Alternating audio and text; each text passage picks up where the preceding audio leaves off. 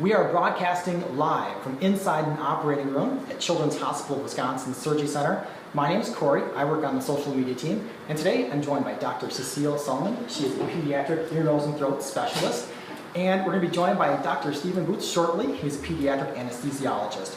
And today we're going to talk about everything parents need to know about ear tubes, as well as other common ear, nose, and throat conditions in kids, and what parents need to know before, during, and after surgery.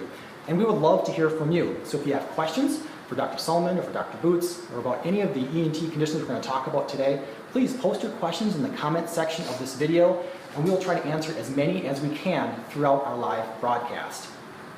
And if you're watching right now, do us a favor. Click the like button, click the share button, and let us know you're watching. We really appreciate your feedback. Now, our ear, nose, and throat specialists care for children of all ages and cover everything from the most common to the most advanced care a child might need. And our ear, nose, and throat specialists see patients across the entire metro Milwaukee area, including at our clinic located in Delafield. So for everybody who's watching right now in Waukesha County or out in the Lake Country, give us a shout out and say hello in the comments. We'd love to hear from you. So with that, I'd like to introduce you to Dr. Cecile Sullivan. Thank you so much for joining us. Corey, thank you for having me. So first, can you just describe where are we right now? So right now we are in the surgery center. We're in one of the operating rooms here.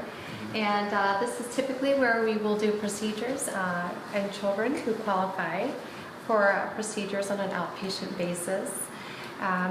Would you like a little tour, Corey? Well, before we get a tour around the room, maybe you could introduce yourself and tell us your role at Children's Hospital of Wisconsin. Absolutely. So, Cecile Sullivan. I am a pediatric otolaryngologist by training. I am an associate professor at the Medical College of Wisconsin. I'm the medical director of the pediatric ENT division, and also I'm the fellowship program director. Great. Now, there are a lot of conditions that you care for, right, for kids through our ear, nose, and throat program, but one of the most common, as I understand it, is placing ear tubes in kids. Is that correct? That is correct. There are about 500,000 ear tubes that are placed per year, so we do quite a few here at Children's. So why would a child need ear tubes in the first place? Okay. So there are several different indications, and there are some new guidelines that came out that your primary care physician will be aware of. So if your primary care physician identifies that you've had 3 infections in 6 months, 4 in a year, plus an abnormal ear exam, or if you've had persistent fluid in the ears for 3 months or more, they may refer you to see us. Other flags could be speech delay, if you've had a complication of an ear infection. For those reasons, your doctor may send you to ear, nose, and throat doctor to be checked out. So when we talk about ear tubes, what exactly are they? So ear tubes are ventilating tubes, and I have an example if you'd like to take a look. Sure, yeah. Okay, why don't we come over to my table and take a look here. So ear tubes are little ventilating tubes, and you can see here is one example. And what they do is they help aerate or ventilate the ear. They're placed into the eardrum. And we have different kinds. This is a plastic tube. And then here I have some longer lasting tubes. So it's the little blue thing that we're looking at right here? Yeah, the little aqua guy. So depending on the reasons why you're putting them in, if you may need tubes for a longer or shorter period of time, what they can do is they help reduce middle ear infections. They can reduce how much the ears drain. And then they may last anywhere from a year to semi-permanent, depending on why you're putting them in. And do ear tubes go in one ear or both ears, or does it depend? It depends. Most often in little ones, they get ear infections in both ears. So you tend to put them in both ears. If you're older, however, like a child or older child or teenager, and you only have problems in one ear, you may just place it in that one ear. It looks like we have maybe some questions from our Facebook fans, Courtney? Yeah, we already had a couple questions come in. Dr. Sullivan, how many ear tubes are too many to get put in? Well, you only put them in as much as you need. So the majority of children will only need one set of ear tubes. However, there is a small number of kids who may need a second set once the ear tubes have fallen out and they meet criteria again. An even smaller number may need a third set. At the time you would put them in is for the reasons I talked about, if there's repeated infection, concerns for hearing, speech, or chronic disease in the ear. Great, thank you. Sure. It looks like we're joined by Dr. Stephen Boots. Thank you so much for joining us. Sure, no problem. Now, you're a pediatric anesthesiologist, is that correct? That's correct. Describe what that means here at Children's Hospital of Wisconsin. So at Children's Hospital, we're actually very fortunate that everybody that's in our anesthesia department, which is about 34, 35 providers, we're all board certified anesthesiologists, but we've also done an additional year of training to become board certified pediatric anesthesiologists. So that means we've done specialized training in kids, from the very young all the way up to, 17, 18 years old. Okay. Now, Dr. Solomon, Dr. Boots, I think a lot of parents might ask, is it important to see a pediatric specialist for something as maybe common or routine as ear tubes? And what do you tell a parent who has that type of question? So, fortunately, there are many ENTs. All of us are trained in how to manage ear disease. So, in a child who is not complicated, has no other health issues, absolutely, any ear, nose, and throat doctor should be able to see the child. As a matter of fact, we have 3 wonderful, comprehensive ear, nose, and throat doctors within our department that also see children. However, if you have a child who has other complex needs, who perhaps has Down syndrome, difficult ear exam, other craniofacial syndromes, sometimes it might be better to coordinate the care with a pediatric ear, nose, and throat because often there are other issues that may be involved. If you have a syndrome, you may also have an airway difficulty or swallowing problem. So, so those are the situations where I think a pediatric ear, nose, and throat doctor would be helpful.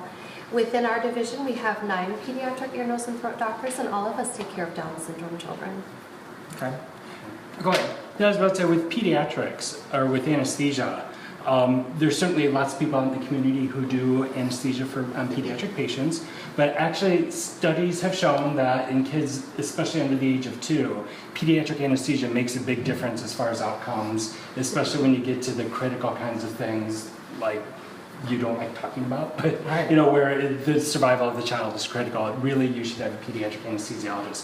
For the other things, we're the ones who have the most experience with more strange things, so that when a child comes in for something and we've managed to unmask something or discover something odd while their care is going on, we're certainly the right place to take care of that, rather than if they're at a community hospital, they might have to actually ship them up and then, transfer the patient to us for us to take care of. So a lot of times, since we're in the area, we're available, it's one of those things that I think a lot of parents feel better about, that we have that specialty behind us. Hopefully we won't need it, but we certainly can tap into it as we need to. I agree with Dr. Boots because there are some children who we talked before about another ear, nose, and throat doctor may be able to do their care, but they seek us out in particular for the anesthesia portion of it. So, I don't kid myself that I'm the only one that can do something, but certainly there are other needs a child might have, such as special anesthesia needs, and that's very critical in the care of some kids.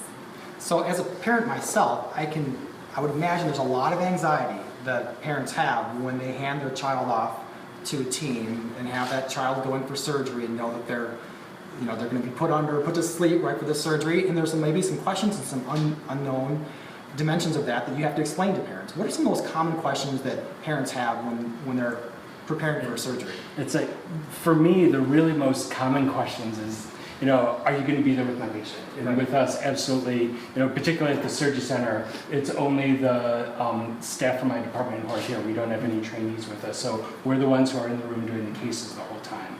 Other questions I get is, how do we know what dose of things to use and things like that? And that just kind of all goes back to our training and our experience, that we kind of base everything on the weight and the size. And so you see only kids, is that correct? That's correct. And so, but everything from babies, right, all the way up to maybe teenagers. Right. So getting that dose must be kind of tricky, or maybe not for you.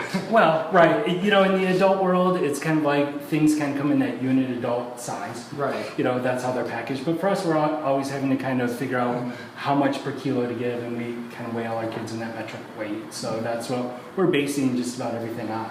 And I would imagine at other health systems or adult-focused hospitals, maybe that team don't always see kids, and so having a team like yourself that are just focused on kids is reassuring to a parent, I would imagine. Well, and it all goes into the comfort level. Yeah. Just like the things you do frequently, you do the best. And if they're only doing a few kids a week, it takes some ramping up too. I hear people talking about they're not as comfortable with it. They really have to think about things ahead of time. For us, it's literally another day at work. Okay. Looks like we have some more questions from our Facebook fans. Yes, Michael just asked, do you recommend any treatment prior to tubes and adenoids to try and avoid surgery? For example, I've heard chiropractic treatment can help. That's a really great question just in general about what can you do. Are there any medical therapies that can be helpful? So studies have been shown with respect to ears and fluid in the ears that unfortunately antibiotics, antihistamines, medications are not helpful in clearing the fluid. However, if you're worried about adenoids, if it's due to chronic infection or allergies, you may want to speak with your primary care doctor about medical intervention. Specifically towards chiropractic care and alternative care, there really isn't a lot of research out there. However, when families do come in and ask me about it, I can at least go over the anatomy with them. The ear anatomy rests in the middle of the head, so there is not a direct communication with the spine. So I don't have with respect to chiropractic care, I don't have a path that I could explain how that could be helpful. But once again, there are not any studies out there that describe that in detail. Thank you. And then we have one more question. How long does it take for the ear tube surgery and how long before they can go back to school? Those are also excellent questions. So Dr. Boots and I did quite a few tubes today. And fortunately, it's a short anesthetic. So I know parents really worry, Dr. Boots can talk about this, about anesthesia exposure, what's too much. But the procedure plus the anesthesia is usually less than 10 minutes, so brief. Because the anesthesia is so brief and it's not a painful surgery, kids usually go back to school or daycare the next day. In relay, you can, at least at the surgery center, you can pretty much count on, if everything's straightforward, from the time the patient leaves their parents' arms to come into the operating room till the time they leave the building is about an hour. Wow. So it's really quick. It's really amazing. You mentioned earlier about the primary care doctor, right? And what role that person has in ultimately referring a child potentially to your care. Can you speak to, like, for example, if you're at our Delafield clinic and a child's coming in to see you, what happened before that and where do they go after they see you? So the primary care doctor really is the point person. So I think as specialists, it's our responsibility to keep people up to date on guidelines. So when do we refer kids for surgery? When is it beneficial for them to come? How do we give our referring providers this information? So we do work with our referring providers on updating them through lectures, as well as we have an order in our electronic health system that you can put the guidelines in, and the physicians then, the primary care can review them and say, gosh, I think you're ready, or I think we should monitor some more. And so if I'm seeing a patient at Delafield, if one of the providers there does feel their child's appropriate, then they can place a referral. Sometimes we see them same day if there are any immediate concerns. We're just on the hall from each other, so it makes it very easy to do so. So, does that answer your question? Yeah, and so it sounds like, as a parent myself, if I was suspecting my child was having some issues with his ear, I might call my pediatrician up. Yeah. That pediatrician might examine my child, right, and then come to the conclusion that I think I need to refer you to a specialist. And that's where maybe they might see you at our Delafield clinic or any of our other clinics across the metro Milwaukee area. And then it looks like you take some time then to do that further analysis to identify, are ear tubes the right solution, right? Mm-hmm. Correct. So I'm able to review the pediatrician's records even if they're from another institution. We do have a strong referral base, so I really trust their recommendations. And then, so I go through the history with the family, and then next I'll examine the ears. So if they're difficult to examine because of something like wax, I do have special equipment to help me clean out the ears. So this is something called a microscope. And so this microscope that you see here, we have this available in our clinic, in our procedure rooms, as well as it's the same one I used to operate with. It's an operating microscope. So it provides a light and magnification. So with this instrument, I can actually clean out the child's ears and get a very good look. If there's any concerns for hearing, I also have the capabilities of getting something called a hearing test or audiogram. At Delafield, we do have full hearing test services, so we can verify if there's concern for hearing loss or if the hearing is normal. What would happen if a parent waited too long? Like, let's say the child was having earaches and for whatever reason the parent didn't identify a problem. Does that mean that the care they provided would be different, or that put the child at risk for anything? Well, I think if there's going to be something like a complication from an ear infection or ear problem, usually there would be some symptoms. So either the primary care physician or the parent would come to see that and bring their child to emergency room or their pediatrician. However, has there ever been a case where somebody maybe not have been identified but should have? I think that's a great question, because people should always be aware, even if you don't have known ear infections, if your child has a speech delay, one of the reasons why they might have a delay is they may not be hearing well, and that could be from fluid. So it looks like we have some questions from our Facebook fans. We do. We have a couple of them. Jessica asked, do ear, nose, and throat specialists find it more urgent, like waiting 1 month versus 3 months, to place ear tubes on a child with genetic hearing loss? Can you talk about like having a hearing loss issue but still giving tubes? Is that something you do? That is correct. For those of you who might join us late, I did go over some indications for tubes. It's a frequency of infection, so 3 in 6 months or 4 in a year, or if you've had fluid for 3 months or more. However, you are correct. There are some instances where you may want to place them earlier. For example, I have children who may only have one ear canal or one ear. So they only have one ear that they can hear out of. So in that situation, I wouldn't wait the 3 months. I may wait just 2. Same thing with Down syndrome, because I know they're at higher risk for repeated ear infections and fluid in the ear. And if you lose your tubes, like you said, they can come out. What do? You call your doctor, and do they replace them, or how does that work? So it depends. You really have to go through the same criteria, because like I said, one set of ear tubes usually is sufficient for children. So we usually like to follow and see, because a lot of kids do well. However, if you do have a child with syndrome and high risk, we would go by a patient-by-patient basis, depending on how risky it is to just monitor alone. Yeah, okay, perfect. And our last question was from Nancy. How is a hearing test done on a toddler? So for instance, if a toddler couldn't really talk, how do you know that they can hear? So vocalizing is one way to know if a child is able to hear. Every child in the state of Wisconsin has a newborn hearing screen. So if the Children's Hospital of Wisconsin Audiology Department has worked very carefully to make sure that no matter what hospital you're in, that we follow those referrals to make sure they do get fault testing if the child did not pass the hearing test, even if it's just in one ear. So, but you can actually test. People don't believe this. The med students, when they come through, I'm always quizzing them, how young, can a child be to get the hearing tested? It's actually 6 months.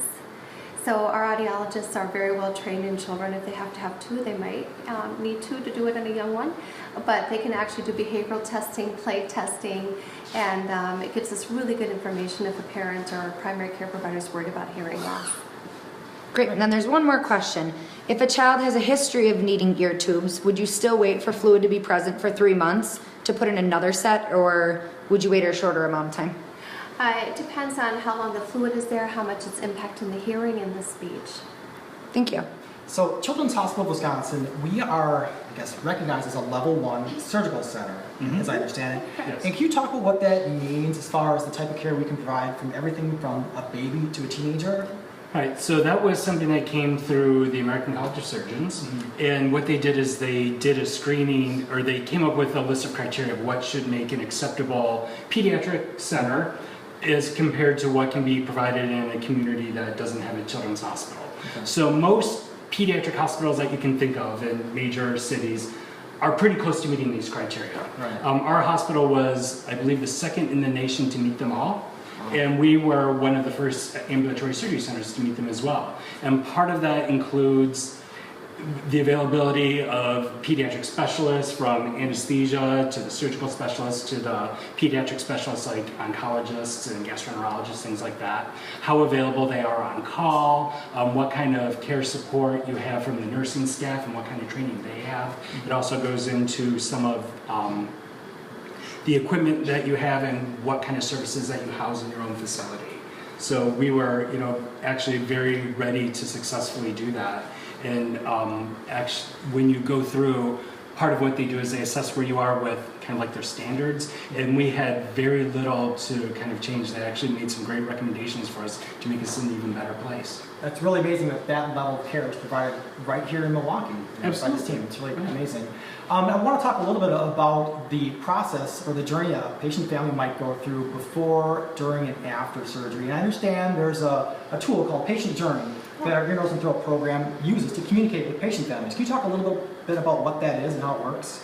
Yes, actually, I think Dr. Channing Tassone from orthopedic surgery, myself and one of the ENT nurse practitioners, Lori Newton, and I, all around the same time, a couple years ago, felt that, we get a lot of communication from other places, such as your hairdresser or your vet, that they can text you with information. And so it made us think, why can't we reach our families with this technology?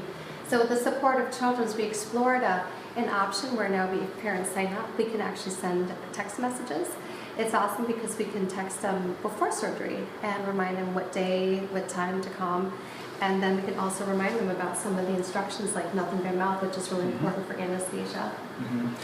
Even some of the things that we find helpful is where your surgery is, because our surgery center is not on the campus of the hospital. So sometimes people get confused, especially if they've seen their ENT surgeon at a different office. We're not necessarily at the one next door, so they might not be as familiar with where we are. So I would imagine any parent leading up to a surgery, they might have a lot of things going on in their head, right, in their mind, and to get these text messages from our team reminding them what they need to do leading the days leading up to a surgery and what to do to care for your child after surgery would be really convenient to receive via text message. And I think that probably helps out a lot. Is that right? We actually did a survey we did surveys at the end of the journey, patient journey app. And we've had very good reception. The parents felt it really helped answer questions and made them feel more comfortable in the care of their child after surgery. And whereas Dr. Solomon did a lot of work on this early work with the patient journey, we're actually excited that they're going to be rolling it out to really all the surgical services in about a year. So it should be no matter what the child is having done, the patients will be getting updates on that. Good. Looks like we have another question from our Facebook fans. We do. You mentioned that you have to have 4 per year in order to, be considered for ear tubes. If a child typically gets 2 to 3 every single year right around the same time, do you recommend them seeing a specialist or? I think that would be a great conversation with your primary care doctor.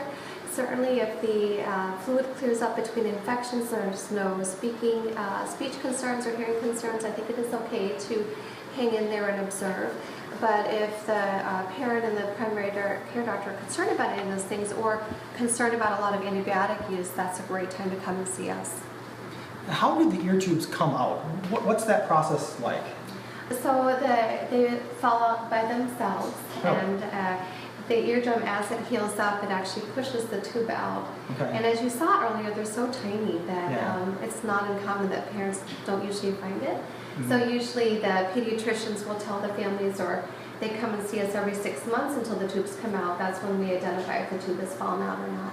I was just going to ask you that. So the care that's provided after a surgery, there are appointments that they would make with your team for follow-up care that include maybe appointments with their pediatrician to look at their ears. Is that right? Yeah.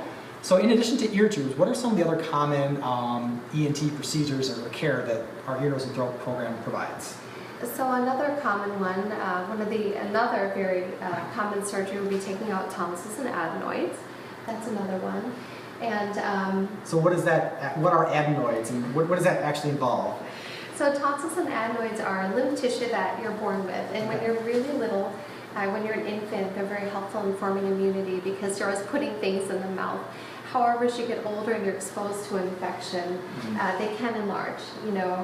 So when they get large enough to cause breathing difficulties, struggling at night, or if you're getting chronically infected, that would be the reason to take out the tonsils, which are located in the back of the throat, and the adenoids, which are located at the back of the nose.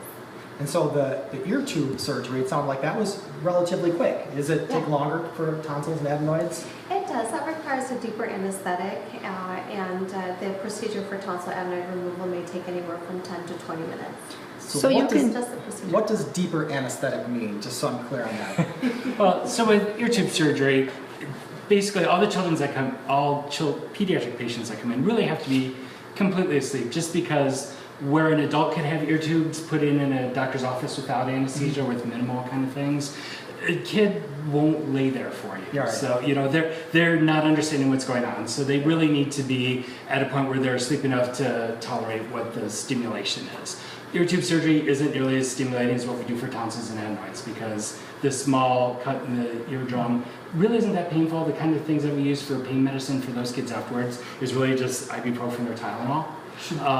Is it reasonable for a parent to expect their child would have either pain during the surgery or after? Or what's reasonable to expect, I guess? They really shouldn't be feeling anything during surgery. Okay. They should be, as we said, completely asleep for that. But afterwards, sometimes they can feel some pain, especially if the ear's more infected. Okay. It tends to be more inflamed and more painful. But again, it's usually either the ibuprofen or the acetaminophen is usually enough to get them comfortable. Sometimes they'll need both together. And so that just kind of tells you that it's not too painful for the kids. Whereas when we're doing adenoids or tonsil surgeries, those are a lot more painful, and we usually end up needing narcotic pain medicines for those. Okay. Courtney, do we have any questions from our Facebook fans? We do. One of them just came in that was referring, because you were talking about adenoids and tonsils, being able to get your ear tubes and your adenoids and tonsils and all that stuff taken care of at once.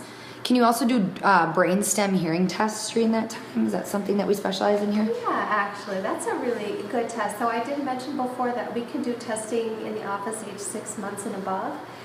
If there's a child who may have more difficulties, so a child with special needs, a child with Down syndrome, or another syndrome where they can't participate in a test, or they're very young and we need really good testing because we suspect a loss, then while they're asleep, our audiologists can come into the operating room and using little sticker probes on the head, they can and probes in the ear, they can test the hearing with great detail.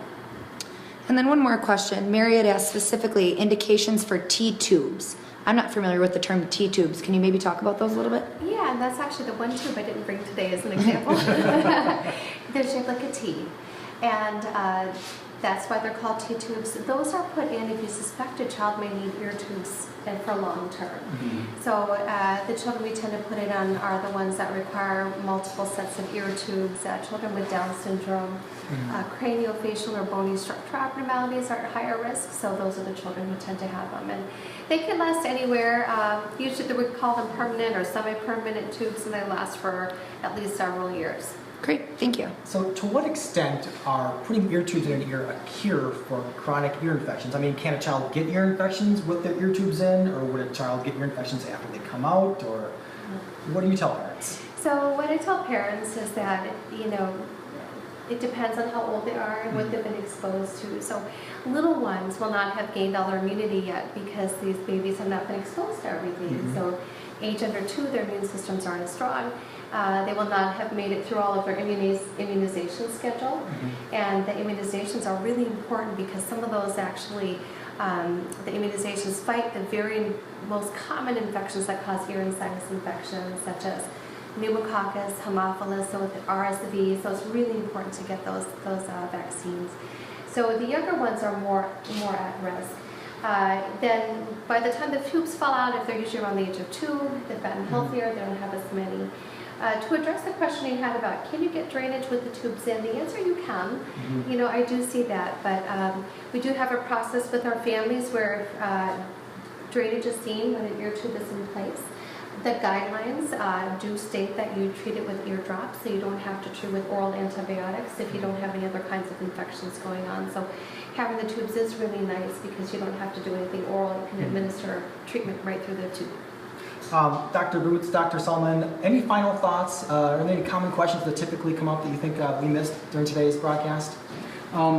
I think what I usually get asked for the most is like how their child's going to feel afterwards. And that's probably one of the hardest questions I have to answer. And that's just because every child is different. Most kids do just great, and when they're there with their parents, that's who they go to for comfort.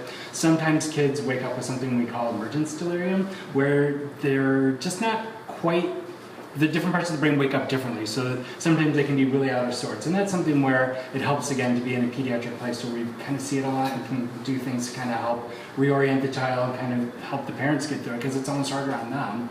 But, and then some kids are really sleepy afterwards, especially if they're going home on pain medicines like after tonsil surgery. So every kid's a little different, but, we try and provide the information as best we can and kind of like guide parents through it. Okay. Can we just get one final look at the operating room, kind of maybe a little bit of a brief tour before we... So where would you guys stand and who would all be in the room during a We're actually almost right where we are for ear tubes all day today. This is pretty much what we did, and then we have wonderful techs that help us out. So Randy, come on over. And so would there be like 3 people in the room?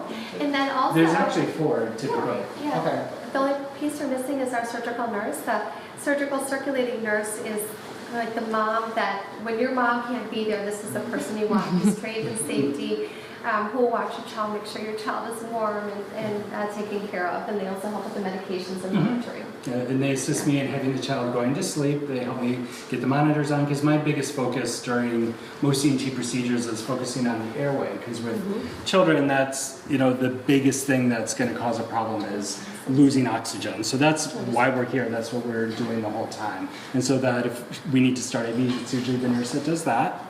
And then it's the operating room tech that kind of is in charge of all the instruments and the equipment in the room. Now, Dr. Boots, are these all your machines behind you dealing with the anesthesia? So this is our usual anesthesia machine. With ear tubes, we usually just have patients going to sleep breathing with the mask. So I'm just basically holding the mask like this the whole time. For Their the heads face. right on that ring? Yeah, their heads here looking up on this soft pillow, and it kind of like has a hole in it kind of to rest the back of their head. And then we're able to turn the head back and forth as we need to because Dr. Solman will go from side to side of the table to put the ear tubes in. Most of what we use, or what we do use, is the inhalational agents here. And as you can see, they're kind of like all on a number system. These are percentages. And then we're giving them always oxygen. And usually this is nitrous oxide, or otherwise known as laughing gas. So it's usually these 2 regular ones and then this to make them go all the way to sleep. And this changes on each kid per patient? For ear tubes, it's pretty straightforward to what they need to go to sleep. Okay. Now, most people need somewhere between 3 and 4% to stay asleep, and we go up to maybe 7 or 8% to get them asleep. And then otherwise, we just kind of keep this with some laughing gas and oxygen going. Very cool. Thank you. Yeah, and then this is just the ventilator things that we use if we're doing tonsils or adenoids. And then we have electronic charting on here, so everything kind of comes up on my monitor here on my touch screen, so I can kind of like not have to be typing on a keyboard. I can kind of just hit some quick buttons and then still pay attention to the patient. Let's just take one last quick look at these tools here. So these are all the tools right here needed in order to do an ear tube surgery. Correct. So while I'm working under the microscope, my surgical tech, such as Randy today, passed me the instrument. So I don't even have to look up. She knows exactly what I need. I will just ask for an instrument. Say, for example, I could ask for, may I have a peg? And then she would just hand me. So she's trained to hand me different equipment as I might need to work on the child.